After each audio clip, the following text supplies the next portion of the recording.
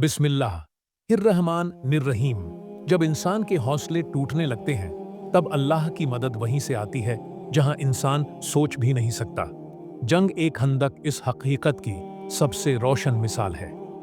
अस्सलामु अलैकुम भाइयों और बहनों, आज मैं आपको एक ऐसा वाकया सुनाने वाला हूं जो इस्लाम के इतिहास में सबसे निर्णायक लम्हों में से एक था। एक ऐसा वाकया जिसने सिर्फ मुसलमानों के ईमान ही नहीं बल्कि उनके हौसले, उनकी एकजुटता, उनकी कुर्बानी और अल्लाह के दीन के लिए उनकी स्थिरता को हमेशा के लिए रोशन कर दिया। यह है जंग ए खंदक, वह जंग जिसने मदीना के हर दरवाजे को हिला दिया था मगर ईमान वालों के दिल को और मजबूत कर दिया था। जैसे उस वक्त मदीना की हवा में खड़े होकर यह सब अपनी आंखों से देख रहे हों। मदीना की ठंडी हवाएं चल रही थीं, लोग अपने घरों में कामों में व्यस्त थे, लेकिन रसूलुल्लाह के दरवाजे पर एक शख्स तेजी से आता है। वह हांफता हुआ, चेहरे पर चिंता और हाथ में एक खत। वह अर्पित करता है, या रसूलुल्लाह, कुरैश और उनके साथी मदीना पर हमला करने की तैयारी में है। यह सुनना था कि सहाबा कराम की नजरें रसूलुल्लाह के चेहरा मुबारक पर जमी। कोई घबराहट नहीं, कोई चिंता नहीं, सिर्फ एक गहरी हकमत, एक पूरा सुकून और अल्लाह पर पूरा भरोसा।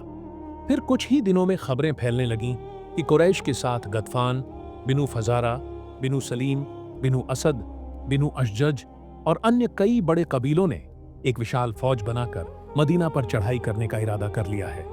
एक ऐसा गठबंधन जो पहले कभी एक साथ नहीं हुआ था।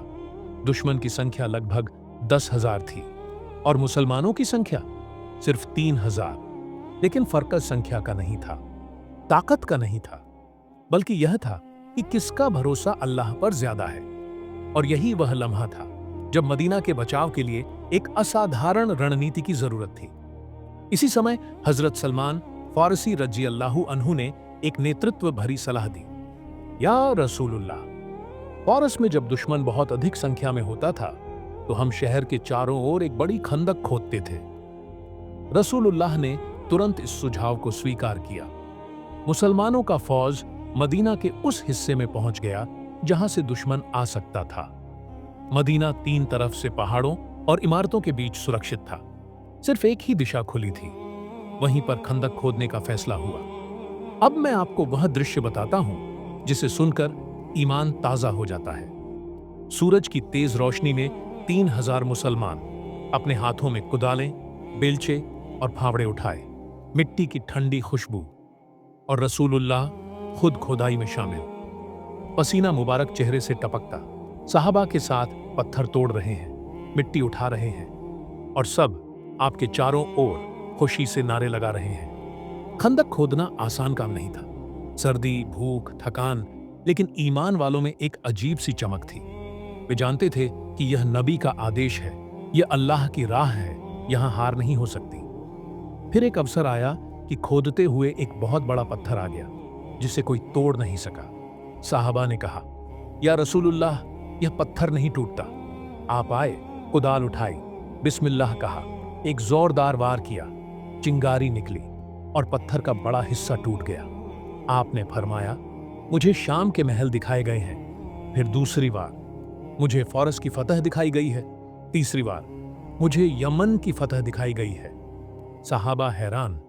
उस वक्त हालात ऐसे थे कि खाने को कुछ नहीं, कपड़े फटे हुए, खंदक खोदने में भारी मेहनत और दुश्मन 10,000 का फौज लेकर आ रहा है। लेकिन नबी फतह की खुशखबरी दे रहे हैं। यह वह लम्हा था जहां ईमान अपने असली स्थान पर खड़ा था।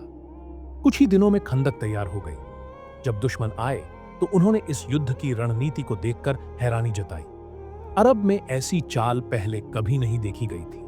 अब दुश्मन खंदक के एक तरफ, मुसलमान दूसरी तरफ। दुश्मन बहुत गुस्से में था। वे चाहते थे कि किसी तरह खंदक पार करके मुसलमानों पर टूट पड़े, लेकिन खंदक ने उनके कदम रोक दिए। कई कोशिशें हुई लेकिन कामयाबी नहीं मिली। यहां एक और खतरा था, अंदरूनी धोखा।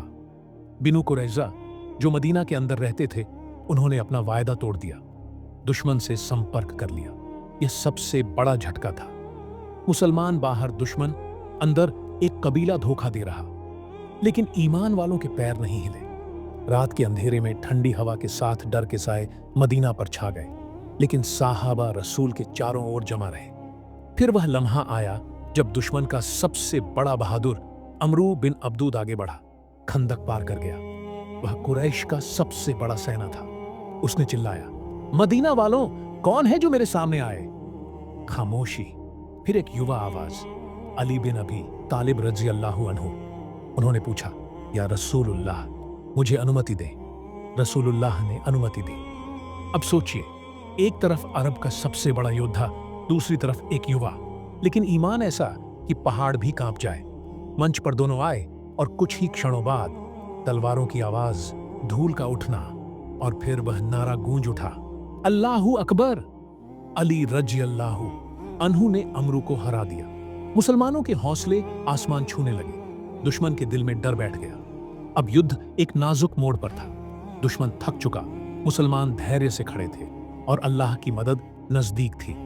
रात का समय, ठंडी हवा, मदीना में डर, लेकिन अल्लाह की रहमत सक्रिय थी।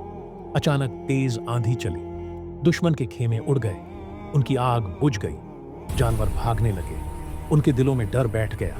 वह फौज जो 10,000 की थी, अब भागने लगी। उधर अल्लाह ने फरिश्ते भी भेजे जो उनके दिलों में दहशत डाल रहे थे। सुबह होने से पहले दुश्मन मदीना की सीमाएं छोड़ चुका था। जंग एक खंदक खत्म हो गई। अल्लाह ने मुसलमानों को बचा लिया और इस्लाम को ऐसी फतह दी जिसे देखकर कुरैश फिर कभी मदीना पर हमला करने का सोच भी नहीं सके।